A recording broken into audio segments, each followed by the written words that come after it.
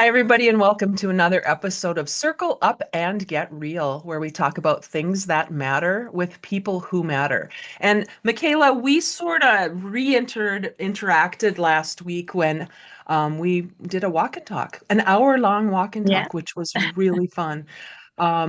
So it's interesting how many cool people are probably around you in your own community that you might be overlooking.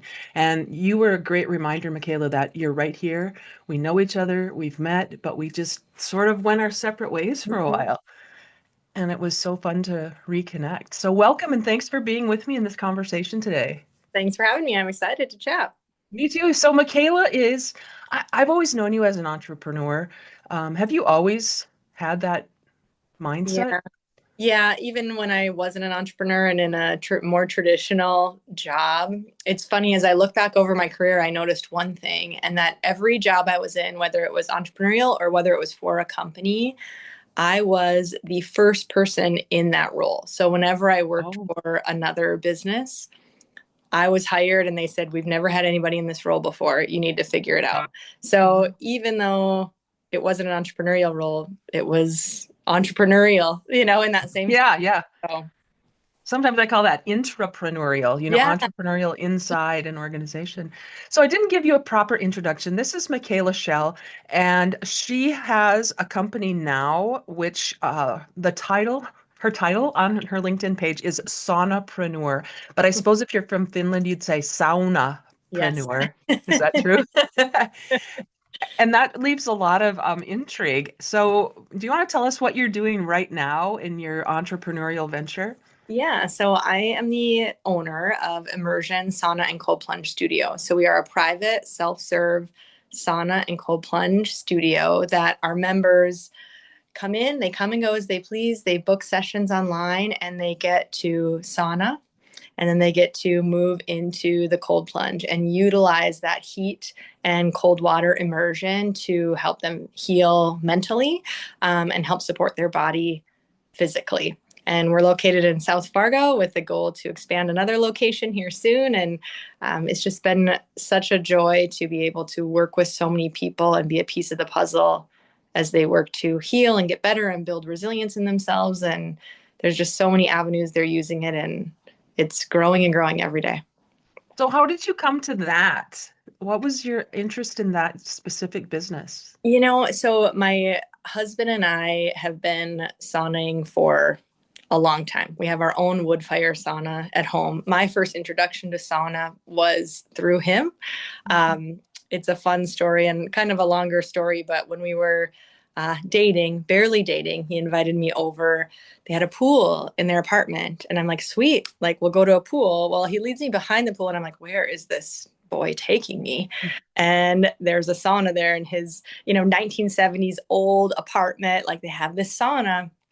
And I'm like, what is this? Like, my only experience with sauna before that was when you're a kid and you go to a hotel on Mhm. vacation and there's a sauna there and Yeah. you're like, how long can I stay in this? And it's like 5 seconds. Yeah. Um, and then you and your cousins think it's great and jump back into the pool and whatnot. Right. But um, so we're in there. And honestly, I spent my whole entire time sitting on the floor. I was like, what is this? It is hot and uncomfortable. Like, I think this boy is cute, so I'm gonna tough it out. and and that's how my sauna journey started. We're married, so obviously my toughing it out worked.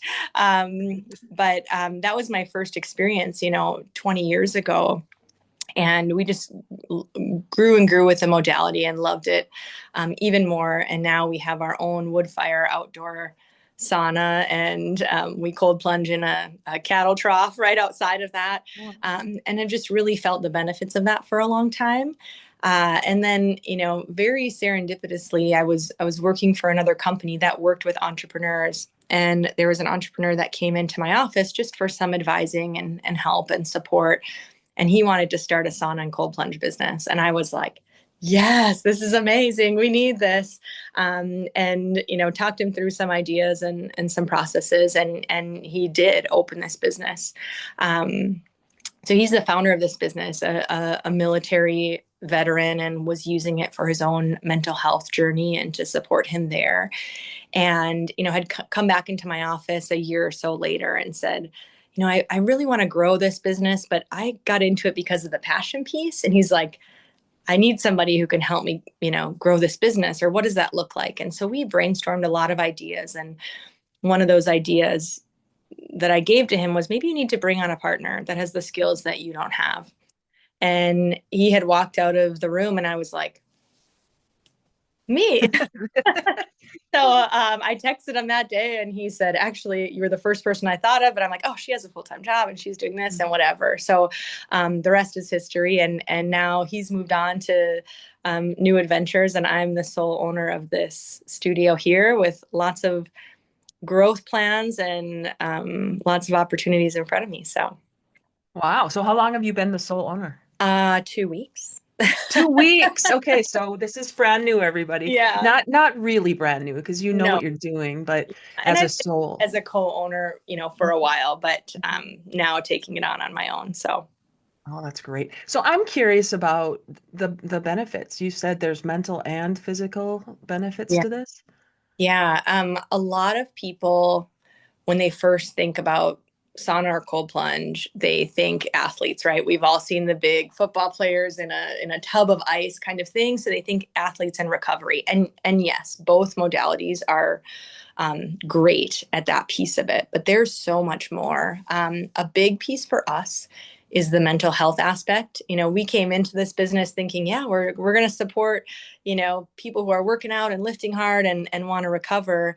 And the people we found coming to us were those that were working on their mental health, maybe struggling with anxiety, depression. For me, I'm a busy mom dipping my toe in the perimenopause water. I am busy. I run a business. Like, it's anxiety and overwhelm and stress and those type of things. And sauna gives you at least 15 minutes to relax, to decompress, to breathe, to slow down. And then you get into the cold plunge, and that cold water is, I mean, the physical piece of it is that it calms your nervous system down. So you get in, you go into fight or flight because your body's like, I shouldn't be in here. And within a minute, your parasympathetic nervous system kicks in and says, oh, wait, I'm safe. I'm okay. And it brings down all that cortisol, brings down all that stress, pulls you out of fight or flight and says, you're okay. Which, for people that are struggling with stress or burnout or anxiety or in that depression place, is really helpful. So there's a lot of vagus nerve stimulation, everything like that. And they get out of that plunge and are focused, are energized, but a clean energy, not a jittery energy. Their, frazzled fight or flight response is lowered, and it just really helps them get through those mental health barriers. And then from a physical standpoint, yes, muscle recovery. The studies on sauna will blow you away, and it's been studied for decades and decades and Mhm. decades. So this is long term, not new trending information. Countries have been doing this, other countries have been doing this for hundreds of years. But cardiovascular disease decreases by 50% in people who sauna 3 to 4 times a week, just for 15 minutes. That's it. Um, all cause death, so all cause mortality that's not getting hit by a bus, an Mhm. accident. Mhm. People who sauna 4 times a week for just 15 minutes, that lowers by 40%. There's studies on dementia, lowering and preventing dementia, lowering that risk by over 30%. The physical benefits are just incredible, and it's such an easy thing to do. It's such an Mhm. easy thing to do. Mhm. 15 minutes, Mhm. 2 minutes in cold water. That's all we Mhm. really need, a few times a week. So we're really helping people. We're definitely a piece to the puzzle on a lot Mhm. of people's physical and mental wellness journeys. Well, we're in a space. I mean, this is kind of what we talked about last week when we were walking. The mental health issues that plague all of us right now. I mean, we're in this wild, crazy. Well, maybe it's not any more wild and crazy than it's been in history, but it sure feels like it Like it. now. Mm-hmm. And we talked about um, what people can do with that anxiety and that mental health. You said you're a piece of the puzzle, but sounds like a great place to start. Yeah. And that's what we really are for a lot of people. It's almost a catalyst. You know, a lot of the people that are coming in, they want to be better fathers. They want to be, you know, stronger in their faith. They want to, you know, have the motivation and the energy to improve something in their life. And those are hard habits to create, right? But if you have a membership, you commit to coming a couple times a week, and you know, it's so cool. Sometimes I can hear the podcast people are listening to in the sauna, and they are all like solid leadership podcasts or self-improvement. It's all people that are like, I want to get better, and how can I use this sauna or cold plunge to just kickstart me into that? You know, I get out of the cold plunge at 2 in the afternoon, and instead of being like, oh, I'm tired and I want to go home from work and sit on the couch, I have good energy. So I make the decision to go work out, or I make the decision to, you know, clean my apartment or go for a walk or whatever that is. So we can really be a catalyst to that. And it's fun to see people come at the beginning of their journey and then grow with us, and how they change for the better. So, despite the fact that it might, like you said, it might be easier to sit on the couch, or it might be easier to do whatever it is that we've done, it sounds like you have kind of landed in a space where people are listening to these podcasts and they're doing these things, and they're actually taking the energy, they're taking the activity that they need to take to get what they say they want. I see so many people who say they want something, and yet the action they're willing to take isn't producing that for many of them. Yeah, we one of our core values is resilience, and we really want to build resilience in people.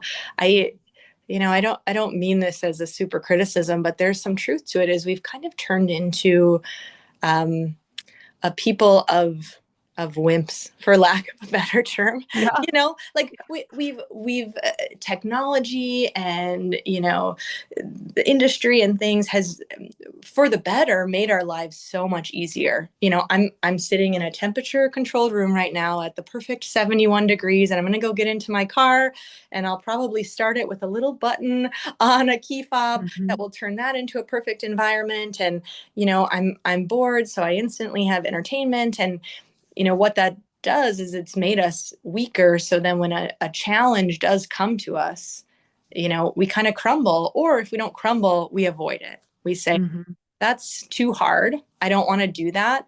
And as soon as we say that, there's something right here that's super easy that we can distract ourselves with: a movie, a Netflix, a piece of technology, a, you know, entertainment of some kind.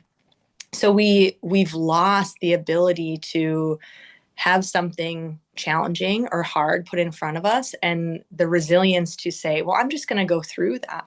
I'm just going to move through that to the other side. Instead, we're like, how can I go around it? How can I Right. distract myself? How can I?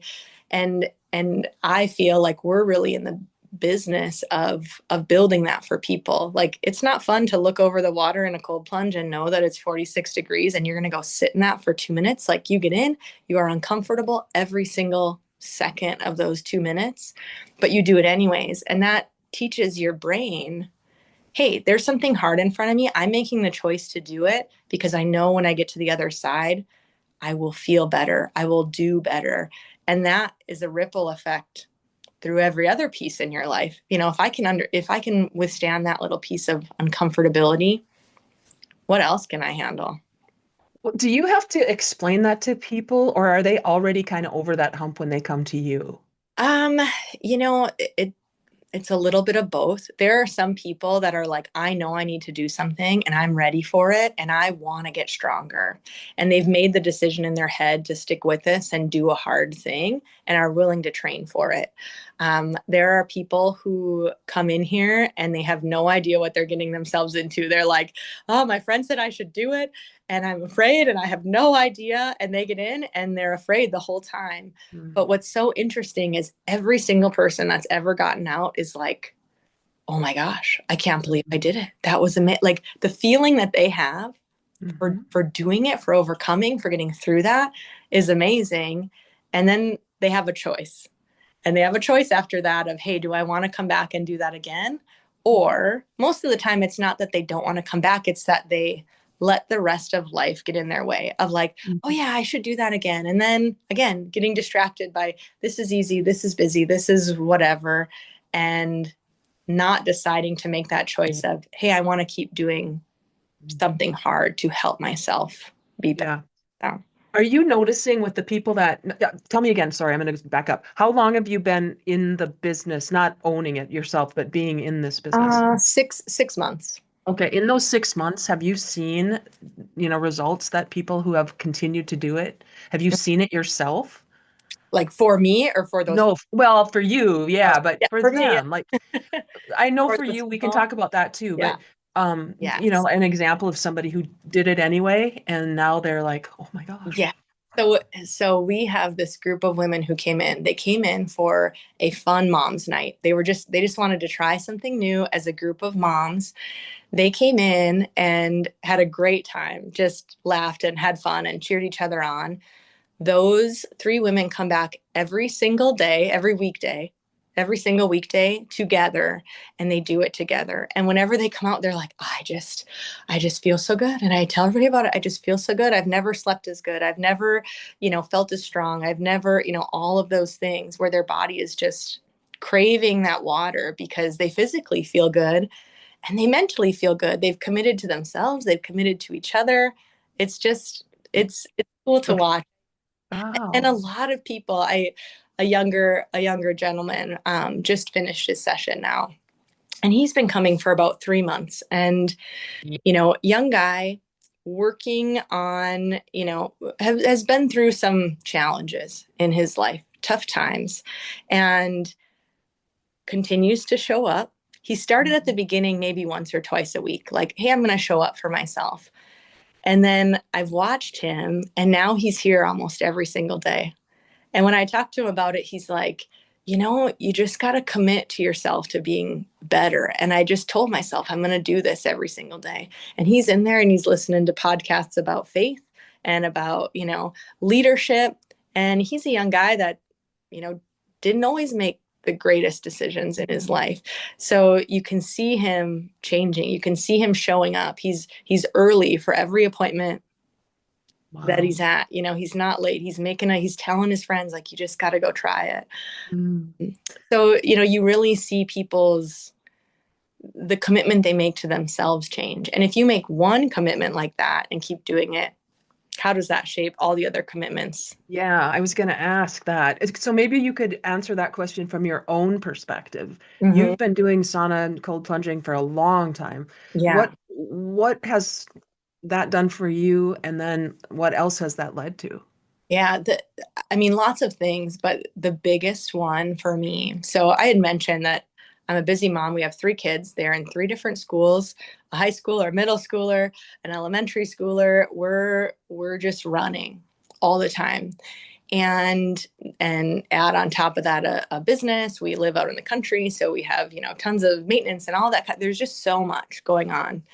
And I was burnt out just forever. Like that was just became my standard operating procedure. Like just get through the day, just get through this day, just get through this day.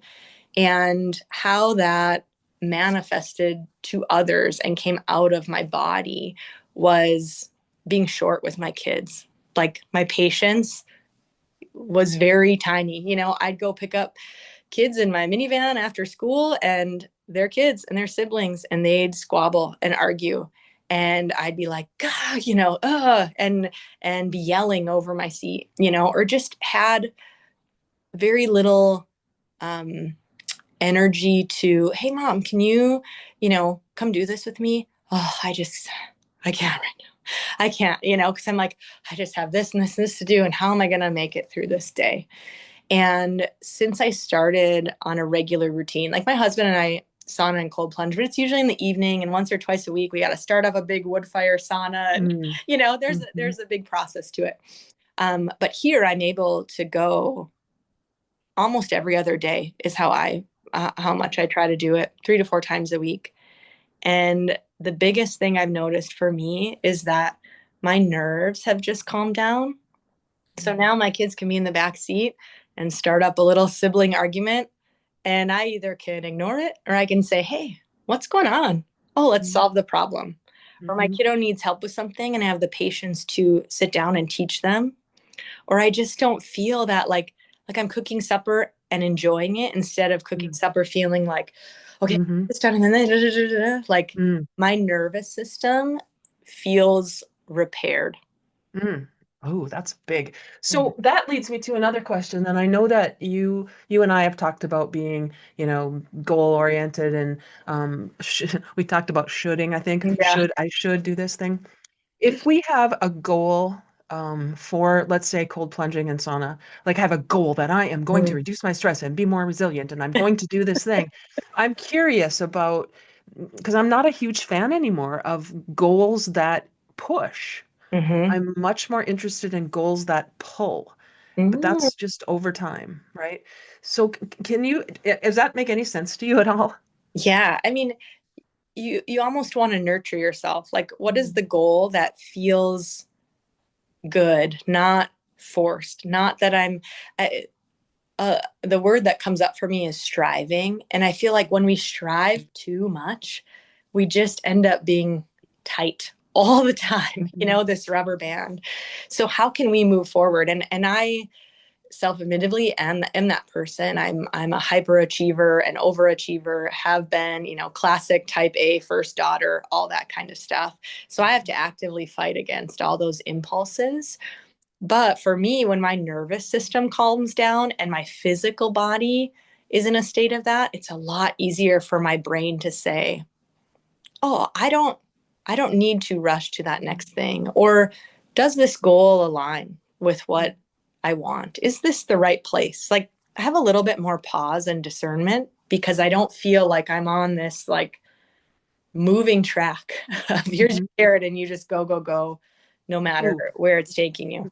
did you just say you're scared?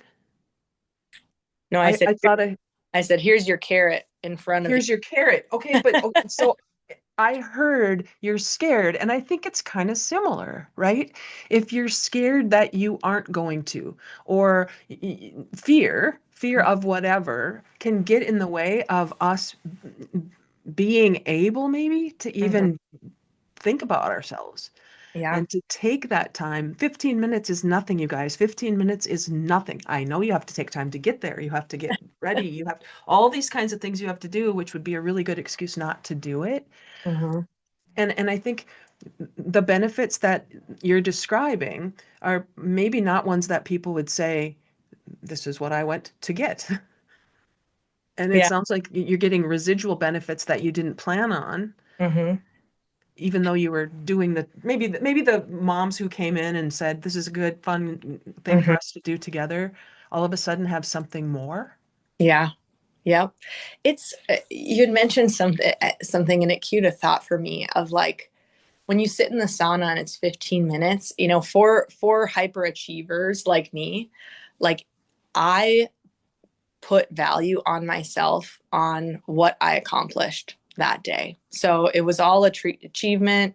Was I productive with Mm. every single moment of my day? That's how I determine my own self worth. And when you sit in a sauna, it's 15 minutes where you can't do anything.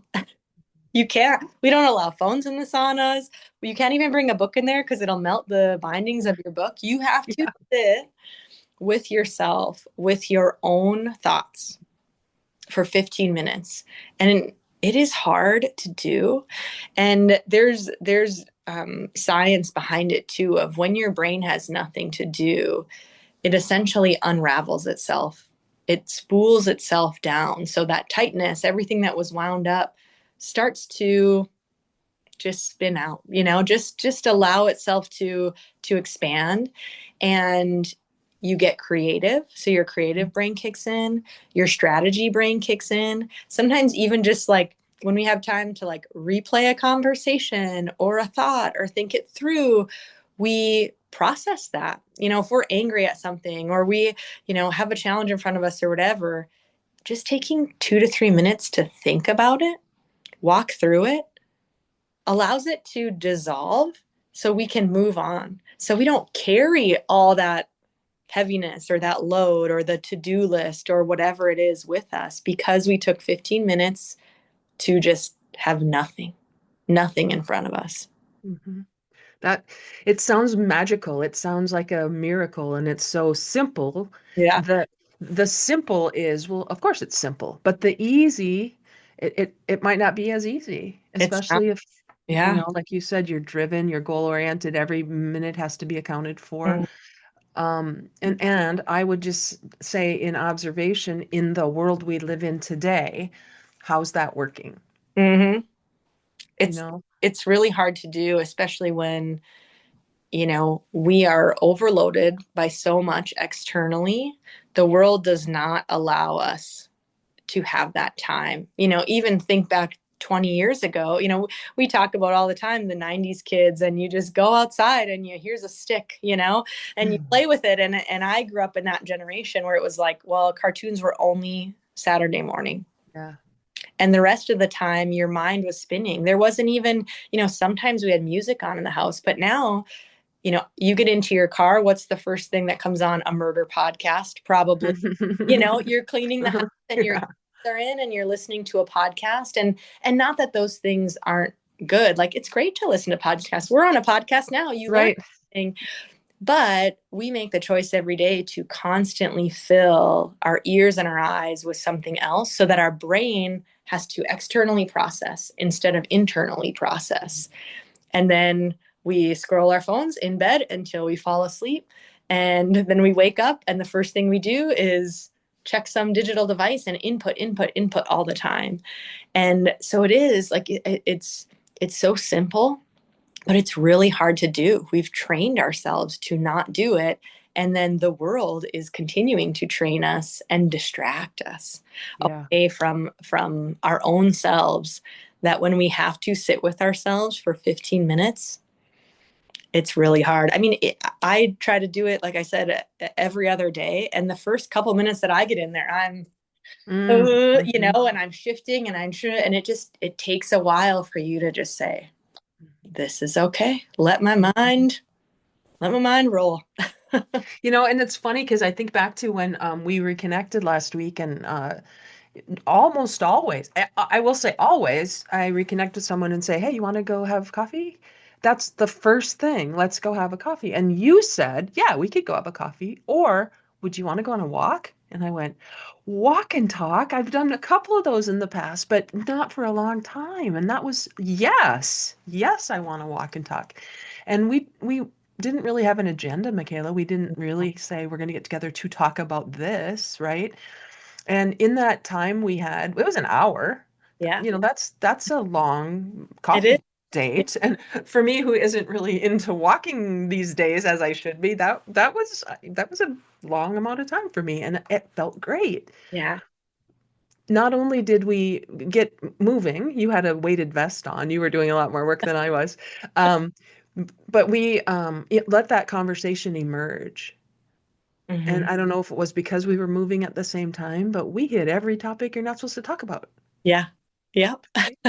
We talked about religion, we talked about politics, we talked about a lot of things. And could it be that we weren't looking at each other? Could it be that we were looking ahead? Could it be? I don't know. I trust you. It's not that I wouldn't sit across the table and have those same conversations with you, but I wonder how often we censor ourselves, or we Hmm. have an editor in our heads because I don't know that I can say this.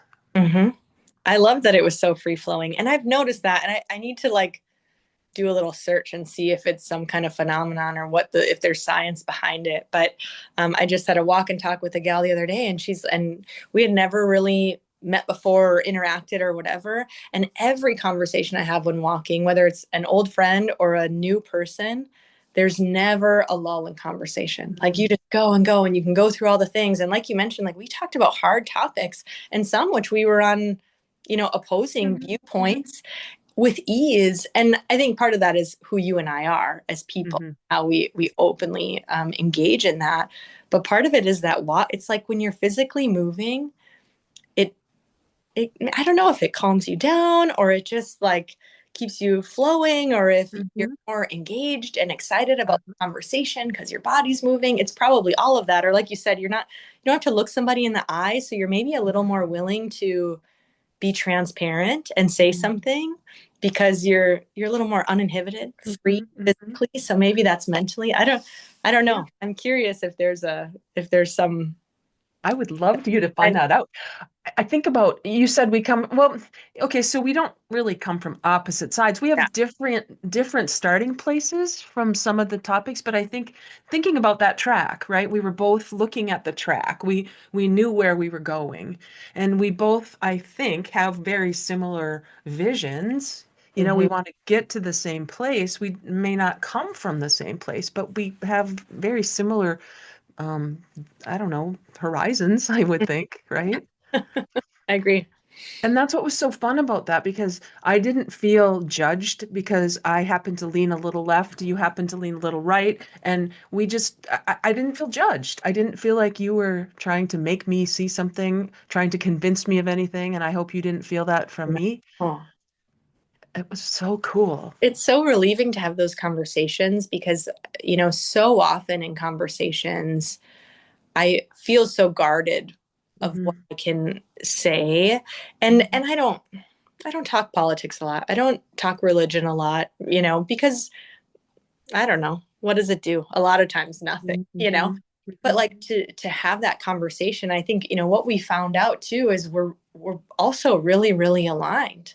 And how we voted didn't mean that we both didn't want the same things or see things similarly, or and I just think, gosh, I want everybody to be different. Like, gosh, it'd be so boring if we all thought the Right? same. But it's interesting, and you think about it, and I think there was a lot of times where I was like, oh, I never thought of it that way. Hmm. I Hmm. said it out loud and I thought that in my head, and maybe it doesn't change how your stance is way too hard of a word, but like change Yeah. your opinion on Yeah. something, but it makes you think about it in a different way, Yeah.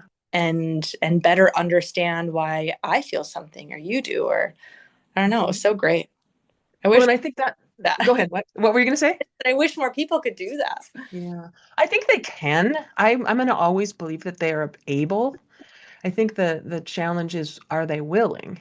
You Yeah. know, You and have and to. it, in the space of willingness, everything's available.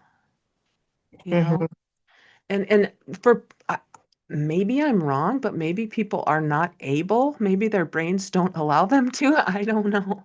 I don't buy that, but I think we're it's easier, back to that resilience piece or that being uncomfortable. It's easier to find things and opinions that are the same and not have to change your mind or rethink about something that you've already thought about.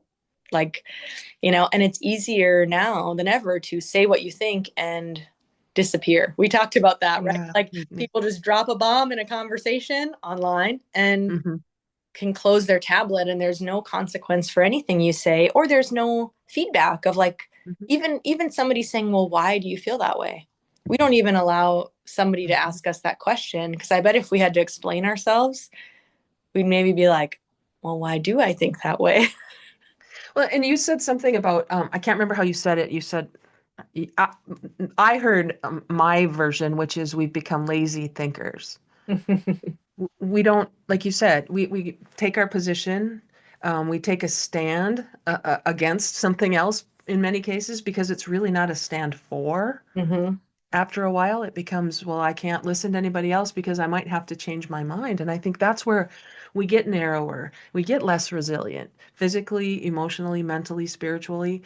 And in that space of less resilient, you were mentioning a rubber band, it gets brittle and it breaks. If we can keep it pliable, our minds pliable, our bodies pliable, that's where I think we would be surprised to know how much we all have in common. Hmm. And we do. You and I had talked about too of like, I go on social media and I'll have had lunch with a person yesterday, and we had a wonderful lunch and loved each other, and I consider them a friend. And then I will see a post they make the next day of, people who believe this, I can't even talk to you. You're off, unfriend me, da da da da da. And I'm like, we just had the loveliest conversation and interaction yesterday.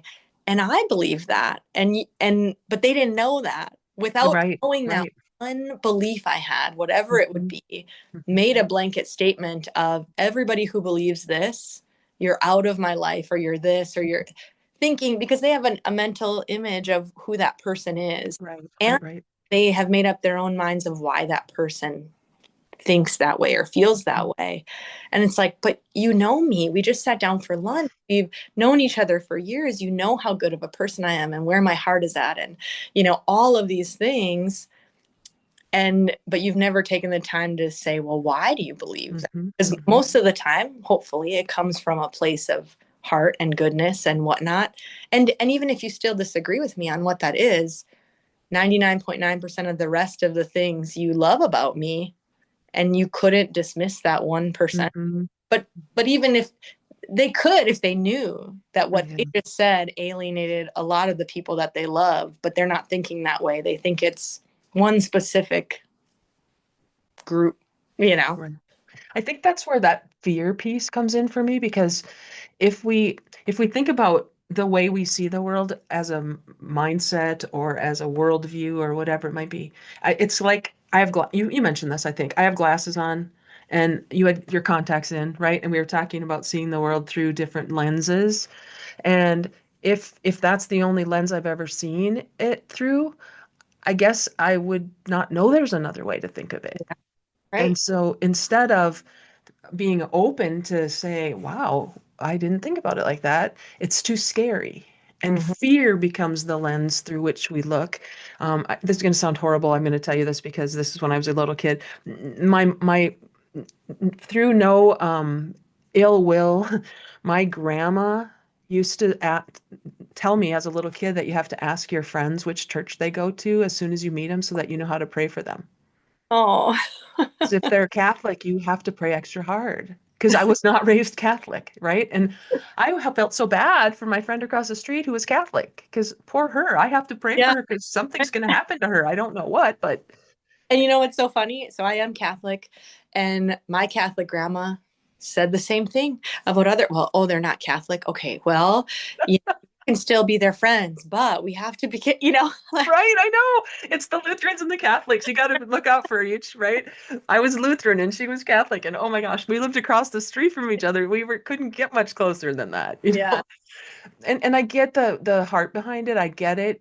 I mean, if the lens you've seen the world through your whole life is they're scary, stranger danger, whatever it might be, I totally get it. I'm Yeah. not saying I agree, but I get it. Mm-hmm. And so without that conversation where we talked about Catholic and Lutheran, I don't think I said Lutheran, but we talked about Catholicism. We talked about a lot of things and with no ill will, with no judgment. Yeah. It was just a conversation. And really, when you think about it, all that matters. Like, I'm just excited when people are following God, following Jesus, Mm-hmm. trying to be a better person, looking for, like, I don't know. Honestly, probably every religion is wrong. Like, how do Right. how do the Catholics or the Lutherans or any of us know 100% what's God's Right. intention for any of us? Like, we have to be organized because that's how human brains function, and we need, something to follow. But none of us have it right. Like, are we just working to get closer Mm. to Him? That's that's a great point. I mean, think about the track we were walking on. We're walking, I was on the left side of the track, you were on the right side of the track, and yet we came to the same, Right. clock on the wall, you know? Different lanes, same place. Yeah. Right, right, right, right. And I think that's why I wanted to have this conversation. I wanted to promote what you're doing, and I think your new business is amazing, and that's something that I would love to take a look at some point and bring friends and let's see what it's Ah, all about. do it. And for the reasons you've described, not because I'm really excited about sitting in a No, ice bath for nobody. two I minutes. do it every day, and I'm like, every time I'm like, oh, this is cold. I don't want to do it. Still, it doesn't get any warmer. Yeah. Well, it doesn't get any warmer and you get more resilient. Mhm. Like you said, you can do hard things. Yeah. This is a really good it's evidence on the outside that you said after 2 minutes, people get out and go, I did that. I Yeah. did that. Well, and back to kind of our conversation of fear, that fear comes from more of a place of, what if I'm wrong? Or what if this changes me? Mm, Like, we all often say, oh, I want change, I want to be better, I want to do better. But when you're changed, things are different. You have to let go of people. You have to let go of things that are hard to let go of. You have to, so this changes you. Being open to other conversations, that it forces you to change. And that's really uncomfortable. And we like to say you got to get comfortable being uncomfortable. And Mhm. as soon as you do, it's never easy, but things open up. Things open up Yeah. for you. They open up in the world. It's just. And you know what? The world may never change. Your boss may never change. Mhm. Your brother-in-law may never change. And so if we're holding on tight to the hope that something outside ourselves will change to make us happy, that is probably why we carry so much stress and carry so much angst and so much Yeah. righteousness. Yeah. And trying to change those people, think of how much energy you've put into trying to change a person or a thing that doesn't want to change, but it's way less energy to put it into you Mhm. and change yourself and how you view things and how you. So good. So good. Yeah. This is just such a great conversation. I'm so grateful for the fact that we reconnected. Yeah. So much fun. It's a good like challenge to throw out to people because we've known each other for maybe almost 10 years, I bet. but Yeah. hadn't probably connected for 10 years, like see each other on socials and doing different things or whatever. I think, you know, oh, I've already gone on a coffee date with them, Mm, did my networking thing, or mm, talked to that person or whatever, and like, oh no, go again, have another mhm, conversation, mm. every so often, and because people change and ideas change and conversations changes, and it's fun to reconnect with people.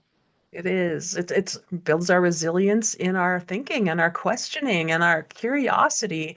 Certainty kills curiosity. And that's where maybe I'm biased because I believe in curiosity, but in that space of expansion, in that space of what you've talked about with resilience, Mm-hmm. we can't expect expansion if we are too rigid.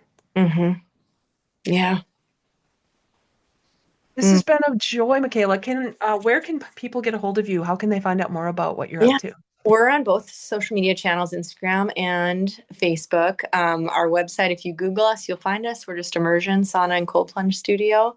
They can find us and all that information. I love to chat. I love to chat about it. People message me all the time. They're like, "Hey, can it help with this or this or this or this?" And I'm like, yes, yes, no. I love answering those questions. So if people just want to talk about that, can I give one more plug for something Yeah, please. valuable? So we just started. It's called a Hot Moms Club because you're in the sauna. So um, everybody's hot in the sauna, and it's for women that are going through perimenopause and menopause. And it's a way for them to use our modalities to support their symptoms, but also we're meeting once a month for them to connect in the room that I'm in, just have conversations, connect with each other, understand where they're at. We're going to have special guests come in all the time to share different things with them. We just want to create a really great community for women who are going through a phase of life that is a lot of change, like back to Yeah. like so much is changing in the way we see things and physically and like all this stuff, and how can we come together to support each other for that. So if people want to get involved in that, they can be a part of that too. I'd love to Awesome. start like a hot men's club, but that to Google that might bring up some things that wow. Be a But little if careful. there are men out there that want to lead a group for fathers and leaders in the community who just want to push themselves, build resilience, get stronger, mentally and physically, and then be together. I think women, we do a lot of collaborative things all the time. We like to be in our little groups, but men need that Mhm. the same amount. So Absolutely. if somebody Absolutely. to lead, I can't lead that, but if somebody wants That'd to. be great. Where are you physically located? So we are in South Fargo. We're on 52nd Avenue. So a nice thoroughfare, really easy on and off. And then, like I said, I'm going to open hopefully by October is my goal, location in North Fargo too, because Fargo's big now, so we've got to have multiple places for people. It is. 52nd is getting toward the south part of It's Fargo, but far. it's what we're up to I don't even know Horace now. We're All's all one. connected at some I point. know. Yep. That's great. Well, Michaela, this has been a pleasure. Thank you so much for agreeing to have the conversation on the podcast because it's all about getting real. That's what this podcast is about: radical, energized, authentic, and learning focused. And all of it fits with what you're up to as well. And I'm so excited for 2 weeks in your new venture as a Me too. what do you call yourself? A saunapreneur. Entrepreneur. Yep. Well, thank you for having me, Jody. I love the conversation, and I welcome that with everybody. Like, let's just talk, just be transparent. Yep. Perfect. Thank you, everybody. And thank you, Michaela. We'll talk again.